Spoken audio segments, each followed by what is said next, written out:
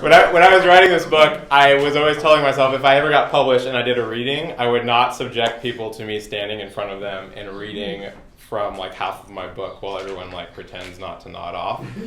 So I wasn't going to read anything, but because this college party is in fact inspired directly by the book, I thought I would read a few pages just to sort of set that up.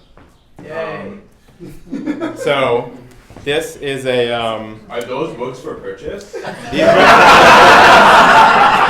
right. None of the audience members are planted. Yes. Do you take credit card?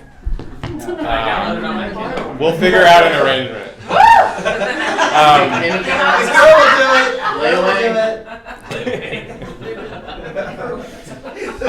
Okay.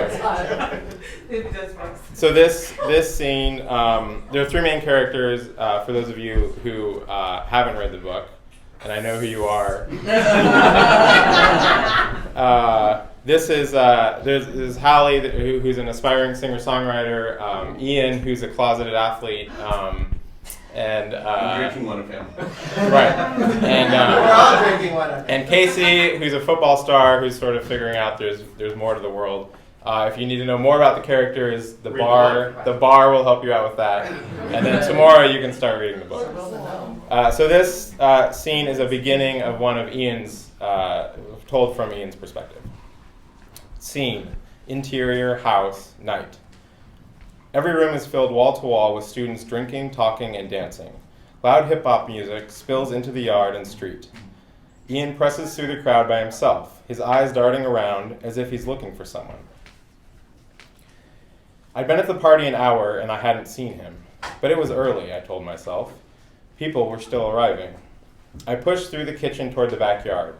Like all football parties I'd been to, this was nothing like the wannabe fraternity parties on University Street.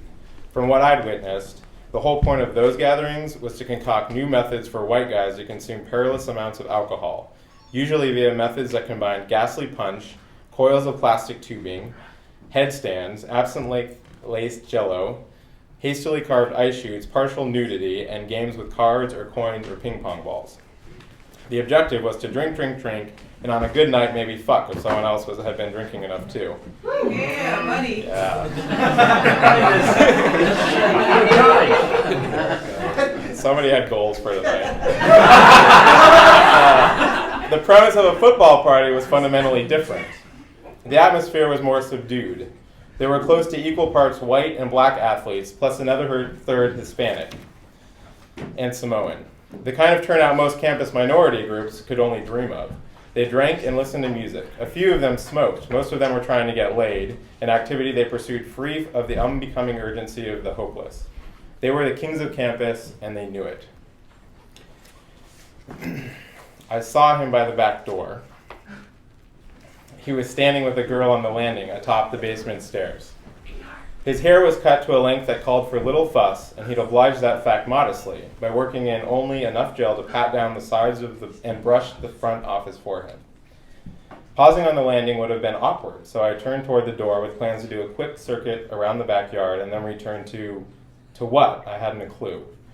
It was then that I recognized the girl standing against the wall. She looked exactly the way I'd seen her in the library, studious and shy. "You're the girl from the library," I said. I positioned myself so I could watch him over her shoulder without being too obvious. Nate Orton. That was his name. Nate Orton. I'd first noticed him in the weight room last year, but he hadn't been a starter, and I'd never learned his name. Until today, when I'd looked for him on the TV, broadcast of the game. Now he was right in front of me, close enough to feel me staring. Time passed.